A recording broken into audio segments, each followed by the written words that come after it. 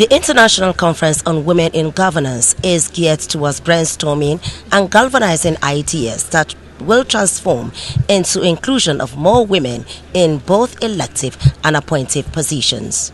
As the conversation on women inclusion in governance continues, stakeholders are currently brainstorming on practical steps that will ensure adequate visibility for women in both appointed and elected positions. This, the Senate President, Senator Godswill Akpabio, says will require an attitudinal change on the part of citizens, especially men. Similarly, the Speaker of the House of Representatives, Tajuddin Abbas, who was represented by the Chairman House Committee on Women Affairs, Representative Kafilat Obara, disclosed that legislations are underway to change the narrative in the 10th Assembly.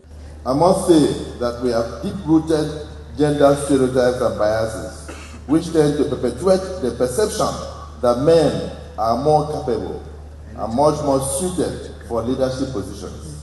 We already set up the Legislative Agenda Committee, which has captured the issue of women prominently. In his welcome address earlier, the Director General, National Institute for Legislative and Democratic Studies, Professor Abubakar Sulaiman, stressed that the outcome of the 2023 general elections further exposed the decline in the number of women in politics.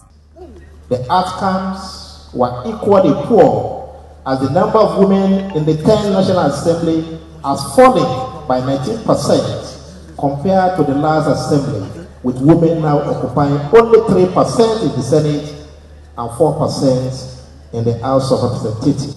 On her part, the wife of the immediate past governor of Ekiti State, Mrs. Bisi Fayemi, decried the rising number of domestic violence against women as a result of lack of adequate representation. Somewhere in Nigeria, a little girl is going to be violated by someone she trusts.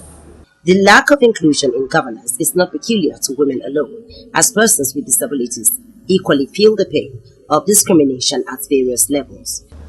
So in 2022, I went back to my state, the Kaduna State, to run. And I was also told, we married you to Akpabio, why are you here? Charity Tapu, ITV News.